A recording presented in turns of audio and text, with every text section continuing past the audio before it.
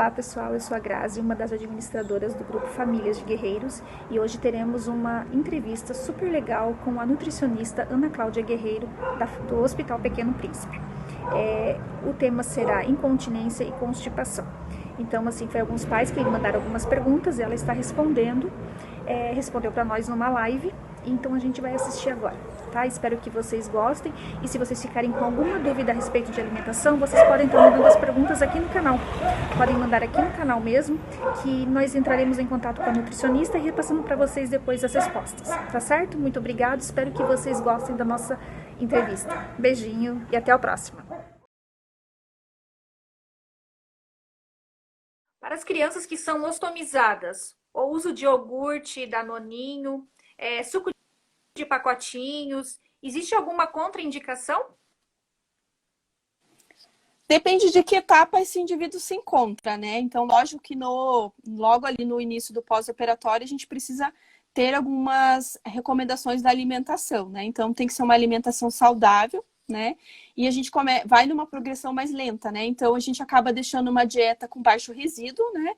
Que é justamente isso, com pouca fibra, esses alimentos que causam esse desconforto gastrointestinal, que é gases, né? Diarreia. Então, geralmente esses alimentos, o iogurte, que tem bastante lactose, né? E alguns têm sacarose, e são alimentos que são fermentativos, né? Que vão causar gases. E o suco de pacotinho é praticamente açúcar e corante, né? E tudo isso pode contribuir para a irritação mesmo intestinal e desconforto gastrointestinal.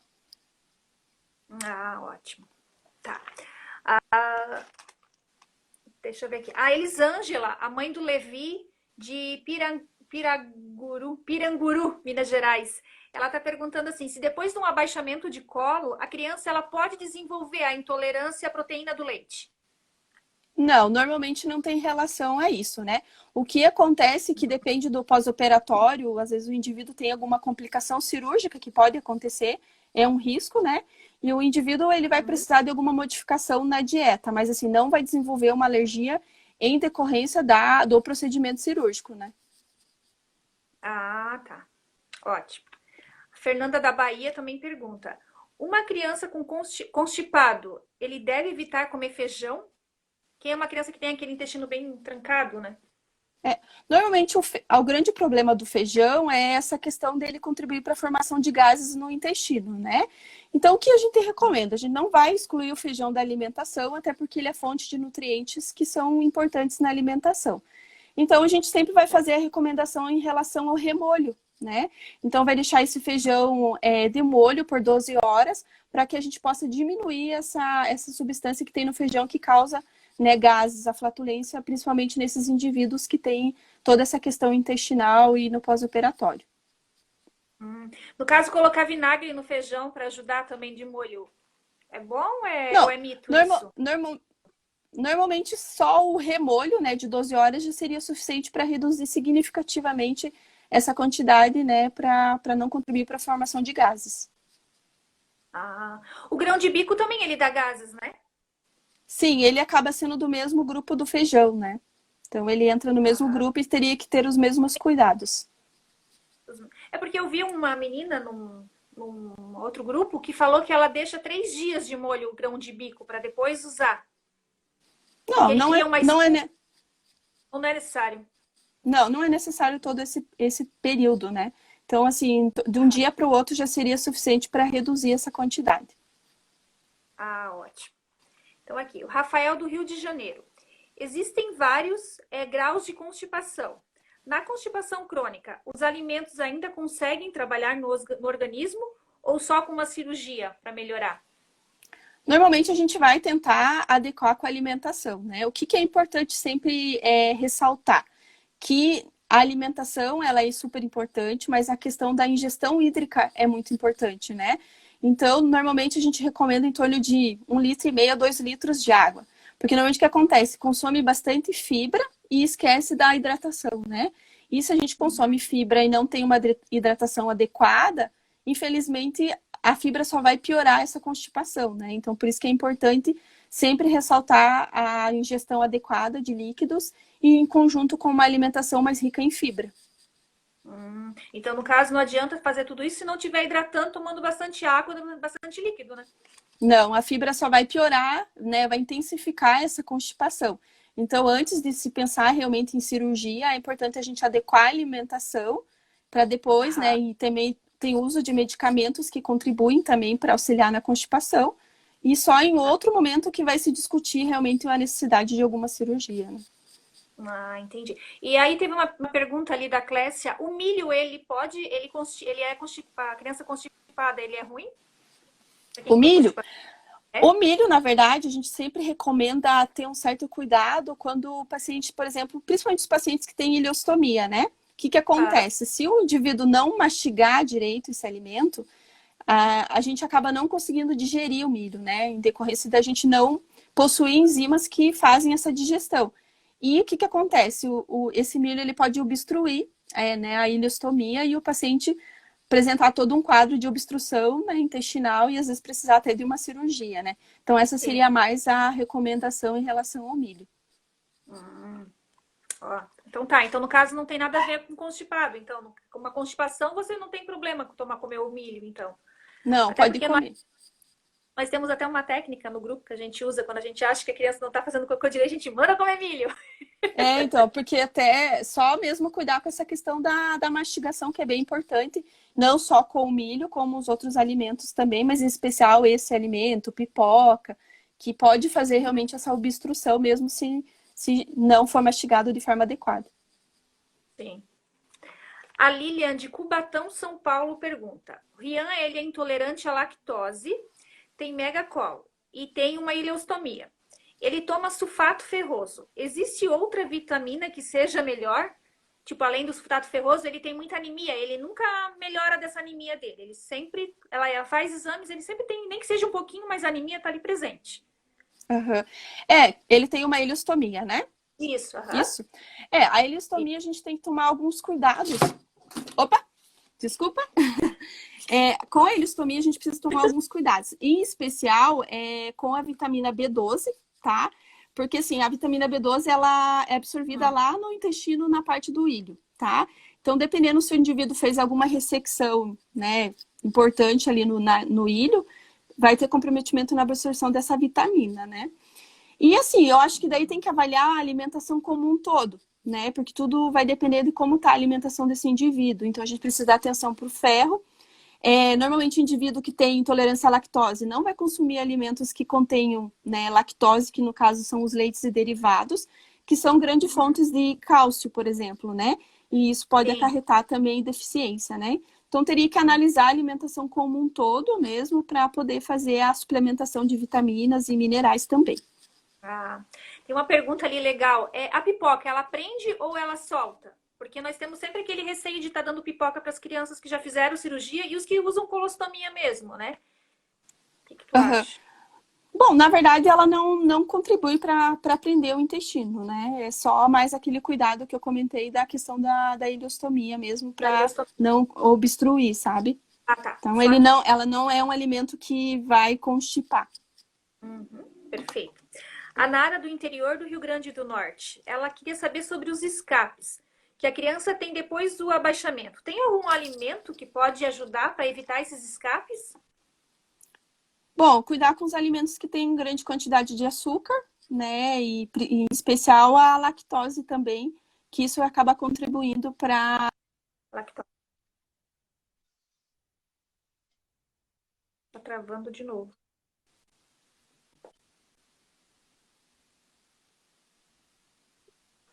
Mas é alimentação, então mesmo. Tá travando de novo. Oi? Tá travando de novo. Tô te vendo meia. Tá meio que Meio travando. embaçado? Aham. Tá meio embaçado. Tu tá me ouvindo bem? Eu estou, aham. Ah, então vamos continuar. Por enquanto tá indo. Vamos indo até onde vai, então. A Tayane Silva, da Silva, de Feira de Santana, na Bahia. A colostomia em si, ela pode causar intolerância à lactose? A intolerância à lactose? Não, você já tinha comentado até antes, né? Isso.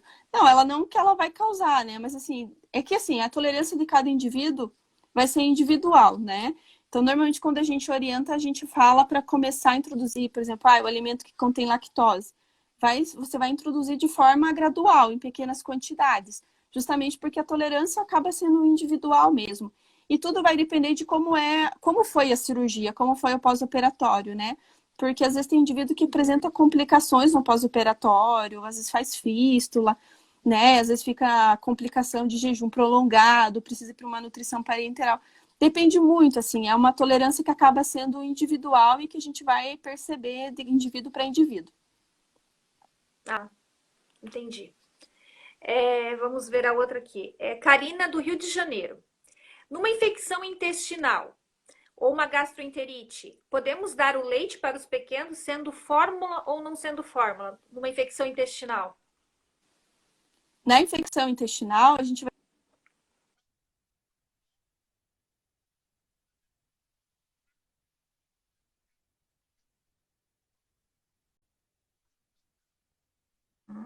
Isso. se eu dar um leite com lactose, a grande chance de eu intensificar esse quadro com mais diarreia, né? Então, às vezes, a gente faz uma restrição momentânea, né? Uma transitória até que o indivíduo melhore do quadro. Entendi. Oi?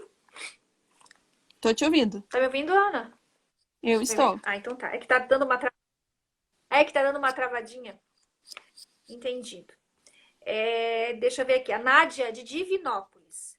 Meu neto tem 1 ano e 3 meses e retirou a metade do intestino grosso. Estava com baixo peso e começou o leite alfaré.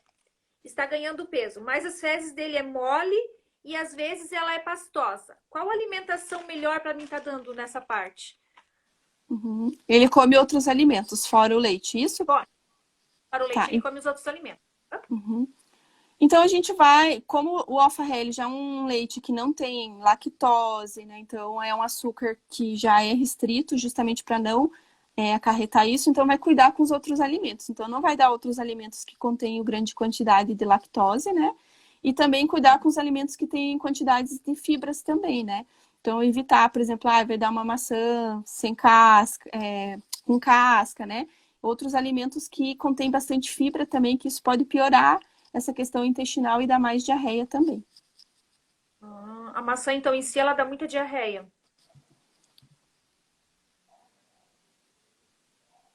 Oi? Oi? Tá me ouvindo? Vocês estão me ouvindo? Oi? Me ouvindo agora? Tá travando bastante. E assim, cuidar também com, por exemplo, frutas, por exemplo, o mamão também, né? Que é um alimento que tem bastante fibra, que se consumir também dá diarreia, pode contribuir para a diarreia também, né? Se é um indivíduo que já tem alguns episódios de evacuações mais amolecidas também, né? Ou, por exemplo, dá laranja com bagaço, por exemplo, né? Sim. Que também tem bastante fibra, né? Então vai contribuir para soltar mais o intestino.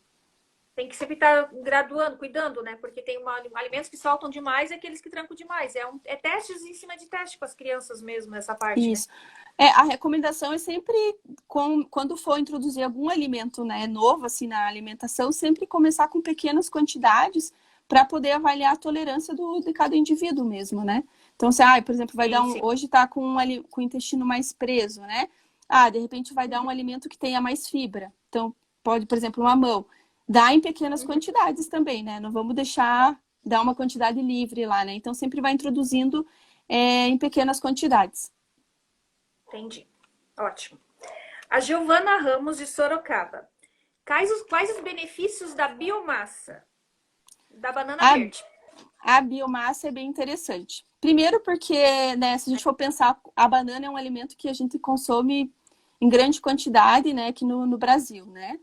E a biomassa, ela é muito interessante, porque ela é um alimento que é rico em amido, né? Então, ele acaba sendo um carboidrato que o nosso intestino, ele não, de certa forma, ele não digere, né? E acaba contribuindo para uma grande fonte de fibras, né? Então, nessa questão intestinal, ele contribui bastante como fonte de fibra, né? Claro que é rico em outros nutrientes, mas um destaque maior é essa questão da fibra, que ele contém grande quantidade e tem outros benefícios, né? pensando em relação à glicemia, entre outros. Então, acaba sendo bem interessante, até, né, por ser uma fonte de carboidrato mais saudável também, e contribuir para essa questão intestinal. Lembrar sempre da água, né? Tá a biomassa, mas sempre tentar hidratando, tomando bastante água, dando bastante água. Isso, E no porque ele caso, tem ela muita ajuda a fibra. regular tanto o intestino, muita fibra, é.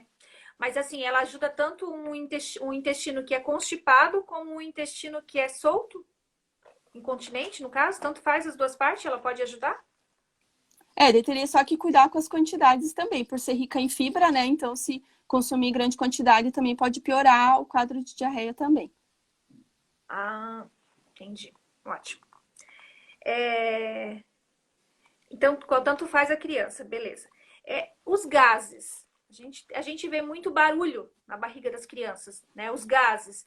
Alguns alimentos que soltam gases são só alguns ou tem muitos alimentos que soltam gases? Que dão gases, no caso, né? Claro que tem alguns alimentos que são os que mais contribuem, né? O feijão, como a gente já falou, que daí a gente pode fazer o remolho. Tem outros alimentos, por exemplo, ovo, cebola, couve-flor, brócolis. Então, esses alimentos, eles acabam causando bastante gases intestinais mesmo, né? Então, a gente vai tentar reduzir esses alimentos. Mas tem aqueles indivíduos que, às vezes, tem outros alimentos fora esses que também podem causar algum grau de gases. Então, acaba sendo uma tolerância um pouquinho individual também. Ah, perfeito. Aqui uma pergunta da Andrea. O bebê recém-nascido que não toma leite materno, mas toma fórmula, ele precisa de água ou só a fórmula é suficiente? Enquanto o lactente estiver só com leite, né, seja fórmula, normalmente até o sexto mês, que é quando a criança vai começar a receber alimentação complementar, não precisa de água, tá? Existem muitos debates, às vezes tem alguns pediatras que recomendam, né, essa questão da ingestão de água, outros não, mas normalmente a recomendação é que não é necessário. Claro que depende da quantidade de fórmula que a criança toma. Agora, a partir do momento que a criança começa a se alimentar com outros alimentos, precisa sim. Primeiro porque a criança vai ter um alto teor de fibra, né? Vai aumentar a quantidade de fibra na alimentação. E aí a gente precisa acrescentar mais água, até porque também tem proteínas que também vão vir, né, na alimentação. Então, a gente sabe que vai ter uma quantidade maior de solutos ali que precisa aumentar o aporte de líquido, principalmente pensando no rim também, né? E na parte intestinal também. Perfeito. A Patrícia de Manaus, ela pergunta: quais os melhores alimentos para quem tem ileostomia?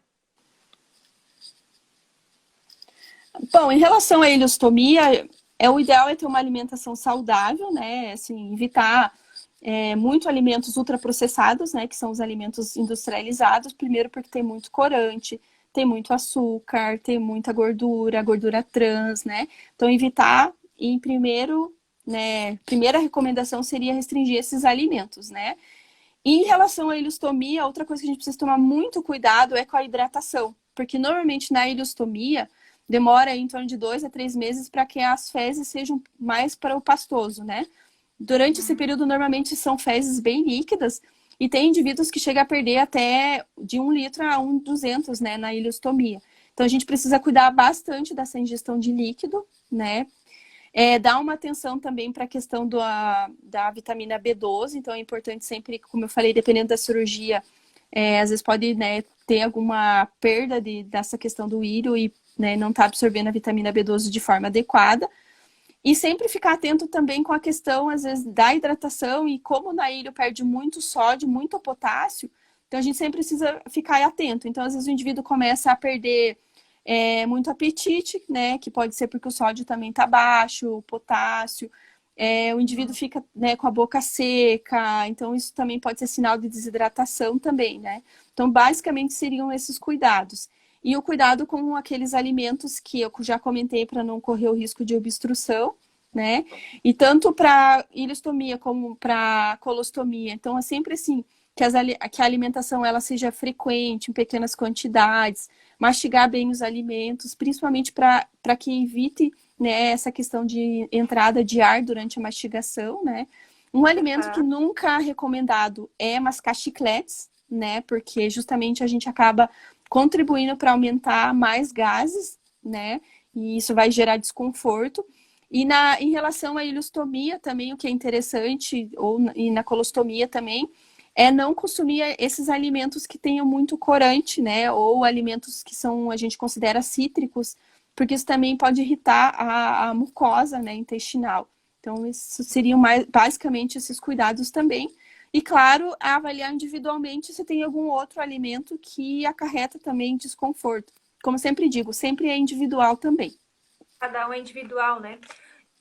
Ali tem uma pergunta sobre cereal. Exatamente. Interessante. Qual? Sobre ali, ó, tem algum cereal que a criança pode comer? Tem ou é alguma marca ou é livre, ou não pode? Sempre é importante olhar, né, a faixa etária da criança. Então, se for crianças menores de 2 anos, por exemplo, a gente sempre preconiza para que não consuma açúcar, né? Então, sempre ficar atento com esses cereais e sempre optar pelas opções que não têm açúcar, né?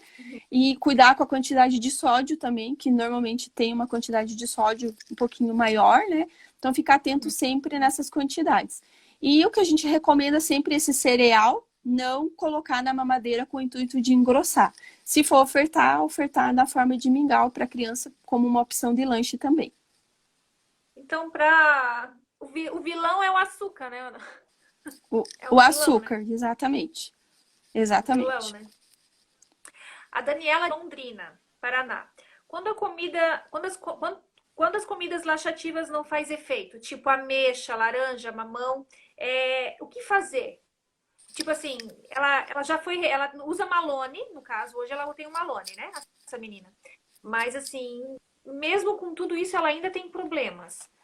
Mesmo com uma ingestão adequada de líquidos, cuidado com a alimentação. Que acaba tendo que conversar mesmo com o médico, porque às vezes precisa entrar com alguns medicamentos mesmo, que para tentar auxiliar nessa questão aí da constipação mesmo, né? Então, às vezes, em algumas situações, realmente só com a alimentação, com uma hidratação adequada, a gente não vai conseguir reverter.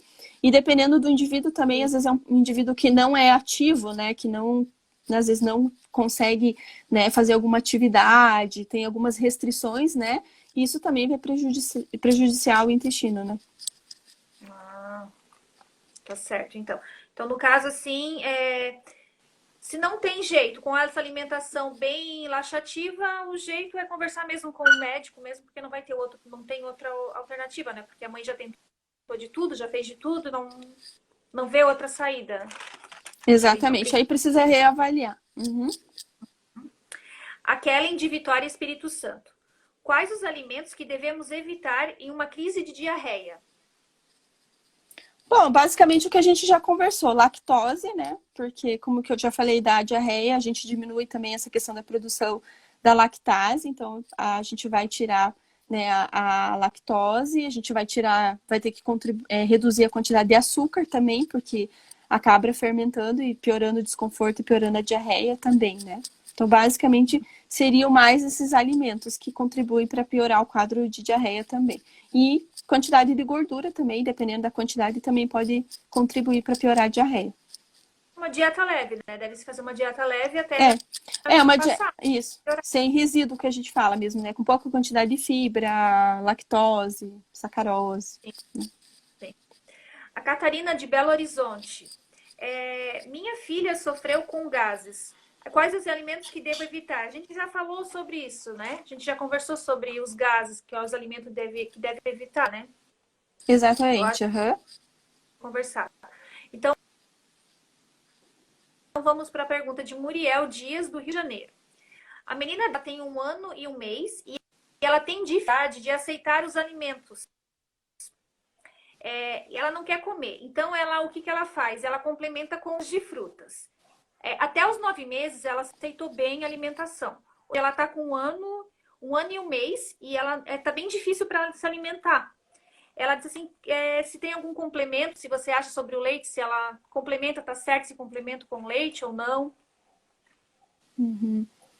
Bom, o que teria importante, acho que é acompanhar e ver realmente por que essa recusa alimentar, né? Se é uma recusa, se é uma dificuldade, se é uma intolerância. Então, teria que ter uma avaliação mais criteriosa, né? Claro que sempre com acompanhamento, aí avaliar se é necessário a indicação de algum composto lácteo, ou se é de algum suplemento ou alguma fórmula mais completa para poder complementar essa alimentação aí para que não faça deficiência nutricional, né?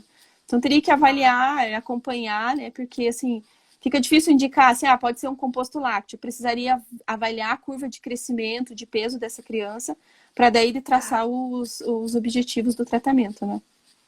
Ela até perguntou aqui que ela queria algumas dicas para despertar assim o interesse da menina pela comida em si, né? Com alguma coisa, daí eu não. Tem bastante coisas na internet, até assim, de fazer vinhos de frutas para a criança se interessar em querer comer, em pegar, né? Eu acho assim, interessante você pegar uma verdura para você colocar na mão, né? A criança já vai comendo, vai brincando, quando tu vê ela já comeu e foi, né? A gente pode trabalhar esses métodos, né, da criança ela explorar os alimentos, tanto em sabor, textura, né? Eu acho que é importante sempre que a alimentação ela seja feita, né, sempre à mesa, com a família, sem distrações, né? Então, sem evitar telefone, tablet, televisão, né? Para que a criança ela possa se conscientizar do momento da alimentação, né? E outra coisa, de repente, é fazer formas atrativas mesmo, né, de alimentos para criança, né? Então, às vezes, não consome, não tem interesse pela cenoura cozida, faz crua, né? Dependendo da situação, faz em formato de um bolo. Então, acho que tem que ir explorando com a criança para que ela possa conhecer sabores, textura, né? E trabalhando isso com a criança mesmo. É porque ela diz que ele só come frango e carne. Até porque a carne em si, para fazer a digestão dela, demora também, né, Ana? A gente também tem que ter cuidado nessa parte, já que os nossos foram mexidos com o intestino, né? Então a gente tem que ter um cuidado nisso também, né? Cuidar com a forma de preparação, né? Então, por exemplo, evitar uma carne frita, uma carne milanesa, né? Ao molho também. Dá preferência para uma carne assada, uma carne mais grelhada, justamente para evitar essa questão da sobrecarga de gordura e que vai causar desconforto gastrointestinal. Perfeito. Aqui, deixa eu ver aqui, outras perguntas aqui. Muriel Dias também. Ela perguntou assim, ó, barriga estufada e sempre com vômitos em seguida. Pode ser causa por alguma alergia? Que ela estufa, a criança come, estufa a barriga e já vomita, né? Até teve episódios de gastroenterite direto. E que idade que tem a criança? Ah, meu Deus, agora tu me pegou. 1 ano e 1 mês. Nessa fase, a criança normalmente não desenvolve alergia, né? Nesse sentido, assim, né? Provavelmente seja intolerância a algum alimento, né? Então, provavelmente de repente, ficar atento para avaliar se é realmente algum alimento específico, né? Que está causando esse desconforto. Realmente, o vômito está associado com a distensão abdominal mesmo, algum alimento que de repente, né, não está fazendo uma digestão de forma adequada mesmo. Entendi. Ali tá perguntando ali também, a Luciana, quais os melhores alimentos para aumentar a vitamina D? Bom, a vitamina D, normalmente a gente acaba, dependendo por exemplo, da região, né? Então a gente sabe que a maior parte da vitamina D, ela acaba sendo sintetizada com essa questão da exposição solar, né? Então, assim, ela acaba, em relação à alimentação, acaba que a gente não consegue, né, a forma que seria mais para absorção da vitamina mesmo, né? Então, normalmente, assim, o que a gente orienta sempre é consumir bastante alimentos, né, que também são fontes de cálcio em conjunto para contribuir para essa questão da vitamina D também, né? Mas normalmente teria que avaliar para ver realmente se não é necessário a suplementação, porque normalmente com a alimentação em si a gente não consegue atingir a quantidade adequada. Então, tem uma pergunta assim, ó, normalmente... a partir de que idade uma criança deve começar... pode continuar.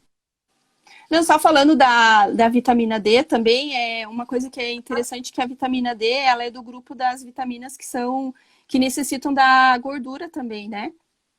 E daí, dependendo da alimentação, né? Por exemplo, o indivíduo que tem uma ilistomia ou que às vezes acaba consumindo uma quantidade menor de gordura por desconforto, também pode ter algum prejuízo na absorção da vitamina D também, né? Bom saber. Aqui tem uma pergunta assim, ó. A partir de que idade uma criança deve começar a alimentar? Se alimentar por comida, assim, tanto salgado como papinhas, frutas? Normalmente é no sexto mês que a criança. Então, assim, até o sexto mês a recomendação é leite materno exclusivo, né? E no sexto mês, normalmente a criança já tem toda essa questão do desenvolvimento, né? Produção de enzima, reflexo, produção de língua, para que a criança possa começar a ingerir outros alimentos em relação à questão de textura também, né? E o que que acontece? Então, só que a gente precisa sempre orientar, avaliar se essa criança também foi prematura ou não, e avaliar como está o desenvolvimento também da criança, né? Então, a criança ela precisa sustentar o pescoço, ela precisa estar sentando, então a gente precisa avaliar todos esses marcos do desenvolvimento para que ela possa começar a receber a alimentação complementar, né? Que até o sexto mês o leite materno supre o que a criança precisa. A partir desse momento, o leite materno ele não vai suprir 100% do que a criança precisa, né? Então, não vai suspender o leite materno, a gente vai complementar com esses outros alimentos, né? Ah, tá. Só complemento, no caso. E uma Isso, criança, por isso que se chama alimentação complementar, né? sim. No caso, mesmo que for com fórmula, no Mesmo caso, que for com fórmula. é só um complemento, no caso. Isso. A OMS preconiza no sexto mês que se inicia a alimentação complementar, né? Existem alguns consensos, até americano, que recomenda no quarto mês, né? Mas normalmente a gente acaba orientando o que a OMS preconiza, que seria no sexto mês. Sim. Uma pergunta aqui também que eu acho interessante, que às vezes tem muita mãe que vai no grupo e fala isso, sabe, Ana? Que assim, a criança tem 2 anos, no caso agora faz uns 2, 3 meses atrás. A criança tem 2, 3 anos e ela não quer comer. Ela não quer comer. Então a mãe não força ela a comer. Então a mãe deixa dar mamadeira. De manhã, de meio-dia, de tarde, de noite. A criança vive só de mamadeira. Isso prejudica a saúde da criança total, né? Principalmente a relação com o alimento, né? Que, assim, Ah, o que que acontece? A mamadeira, ela não vai suprir tudo que a criança precisa, né? Então, a gente precisa, sempre assim, nesse momento realmente é muito difícil, porque, infelizmente, a gente vai ter que ser mais incisiva, ser mais dura no sentido, assim, de não ceder, né? Porque, entendi. realmente, a criança, ela acaba se habituando, que ela sabe que se ela não comer, por exemplo, ela vai receber a mamadeira, né? E normalmente com 2 anos, né? Por exemplo, a criança já nem deveria estar recebendo uma mamadeira, né? Então, normalmente a criança Sim. já deveria ter já feito a transição para o copo, né? Que é o mais adequado, né? E ir reduzindo já essas quantidades de leite, né? Então, normalmente nessa faixa etária a gente recomenda 2 porções de leite, né? Até pela oferta de cálcio e as outras refeições. Então, o que não vai, infelizmente, ter que ser mais dura, assim, né? Então, assim, na hora que tiver a fome, a criança vai se obrigar a comer a comida, né? Eu sei que é difícil, né? Às vezes o coração da mãe fica apertado de pensar, ai meu Deus, vou deixar ele com fome. Mas realmente, às vezes, precisa, porque senão eles vão se habituar e não vão conseguir evoluir essa questão da textura, né? E a fonte de outros nutrientes que a criança vai precisar ao longo da vida, né? Sim. Outra coisa também é esmagar, né? Ou bater tudo no liquidificador para dar para a criança também. Tu acha que é É. certo isso? Quem usa uma Não, colostomia, não? Também? na verdade, assim, na transição, quando a gente começa da dieta, às vezes é necessário, né? Então a gente às vezes começa lá na dieta líquida, restrita, líquida, vai para uma pastosa. Então, nessa transição, até para a gente dar alimento para o intestino se adaptar e para avaliar a tolerância desse indivíduo, a gente às vezes acaba tendo que fazer esse protocolo, né? Mas depois Isso. disso, a gente vai evoluir as consistências. Então, a gente não vai recomendar que bata, que peneire, que coe esse alimento, né? Mas isso vai ter que avaliar individualmente, né? Por Ah, exemplo, tá. se for começar a alimentação complementar, a gente nunca vai orientar que seja batido, né, liquidificado. Então, a gente sempre vai orientar que comece com a textura amassada. E mesmo que, tipo, vamos supor assim, a criança fez uma colostomia ou uma ileostomia, foi liberada do hospital para comer, que nem os médicos falam para nós, pode dar de tudo, né? Sempre, né? Comer dieta normal, vida normal.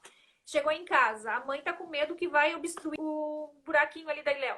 E bater tudo no liquidificador. Eu nunca bati nada no liquidificador pro Guilherme por medo, né? Eu só faço vitaminas mesmo de frutas para ele. Mas a gente vê muito caso, então não tem essa necessidade. Se, se o médico liberou, se tá tudo liberado pelo médico, pelo hospital em si.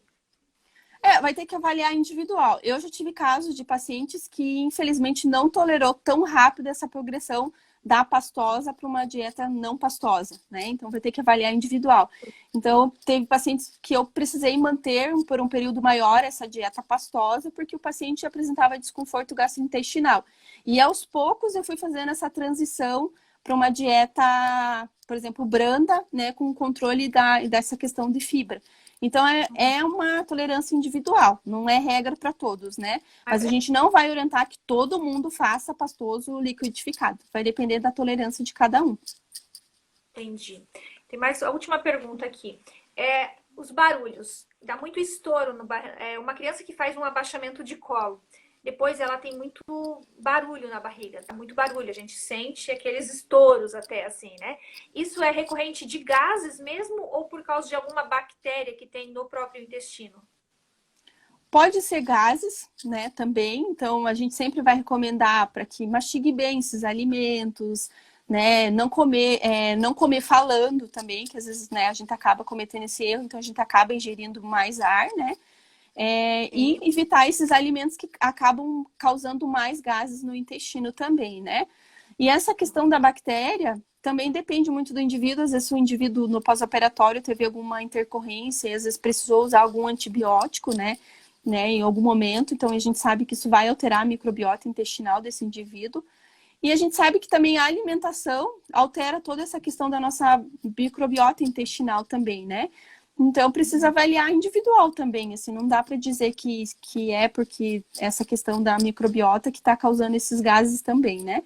E depende muito de como foi o pós-operatório, né? Então, é muito importante saber na cirurgia se esse indivíduo teve alguma complicação que acabou perdendo a válvula, né, intestinal, que é a válvula ileocecal. Então, isso também vai contribuir para alterar essa questão da microbiota intestinal, né? Vai contribuir para a questão de trânsito intestinal. Então, às vezes, o indivíduo pode ter mais quadro de diarreia também, porque o indivíduo não tem essa válvula que faz esse controle, né, do intestino em relação a válvula ileocecal do ilho e né, da questão do trânsito intestinal mesmo. Uhum. Ali ela está perguntando, ó, doutor, como a sequência de vômito relacionada ao leite, fórmula, a criança pode desenvolver uma alergia com esses vômitos? Teria que avaliar o que está causando esses vômitos, né? Porque vômitos pode ser muitas coisas, né? Pode ser, por exemplo, será que pode ser uma obstrução, né? Então, será que tem alguma complicação da cirurgia? Então, às vezes, os indivíduos evoluem com algum, por exemplo, bridas, né? Que o intestino está muito fragilizado. Então, teria que avaliar quais seriam as possíveis causas para esse vômito, né? Será que é algum alimento também que está causando, né? E é como eu falei, normalmente crianças maiores, eles não vão desenvolver esse tipo de alergia, principalmente relacionada ao leite, né? Então, precisaria avaliar bem criteriosamente para saber exatamente o que está causando esses vômitos também, se não tem, de repente, associação com algum medicamento também que a criança está usando, né? Por exemplo, que nem diarreia também, às vezes tem que avaliar se também não tem algum medicamento que a criança está fazendo uso, que também pode estar causando esse desconforto também. Uhum.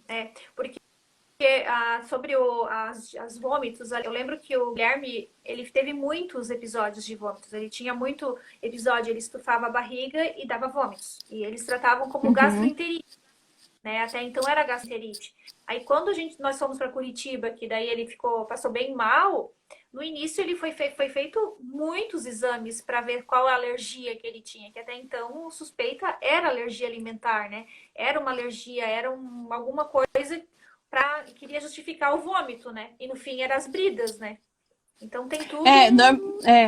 Que vômito e diarreia são sintomas assim que a gente acaba falando que é vago, né? Pode ser muita coisa, né? Então a gente não pode se prender só com esse, tá com vômito, tá com diarreia, será que é uma alergia? E é muito comum, às vezes, no início do diagnóstico, se pensar realmente em uma alergia, né? E depois, quando realmente, né, se faz os tratamentos ali e a criança não melhora, né? E aí onde começa toda a investigação, porque sabe que não vai melhorar porque não é um quadro de alergia mesmo, né?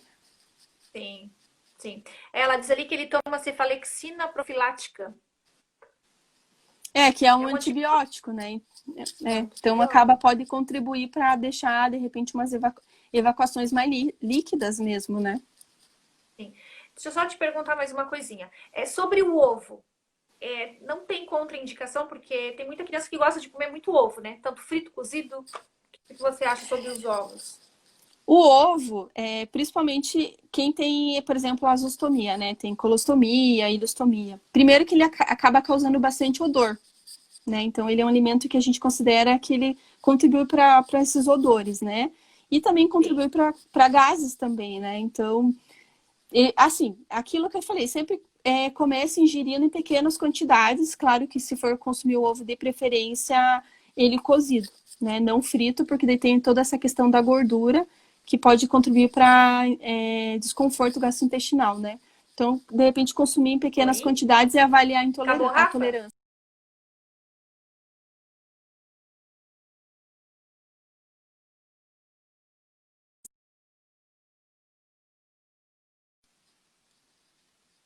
Oi? Tá me ouvindo? Eu estou. Pausou tudo aqui. Eu acho que foi minha internet também. Acho que foi a minha internet que caiu. Então tá. Só mais uma coisa pra entender.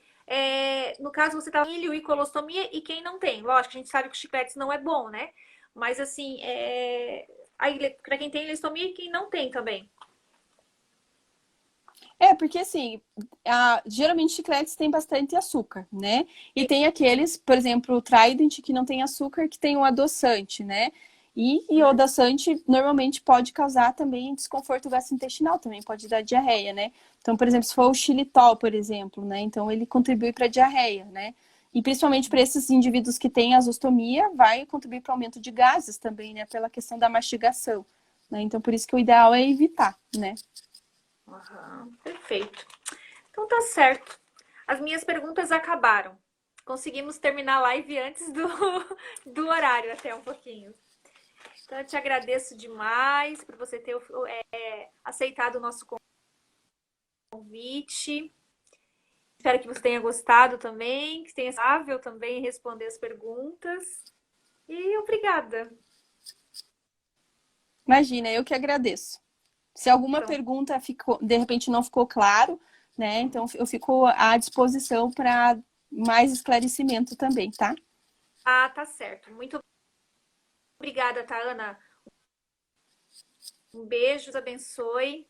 Uma boa noite para vocês, a Amém, família de igualmente. Guerreiro, a família lá do grupo, do Atos, lá, E o meu sobrenome é Guerreiro tá também, né? bom? Um beijo para vocês. A gente Então se tá vê por bom. aí. Pois é, já tá tudo junto. Já. A próxima, daqui a pouco eu volto lá em Curitiba, tem consulta. A gente se vê por lá. Tá A gente bom? se vê, com certeza. Beijo. Tchau. Obrigada, tchau. Tchau.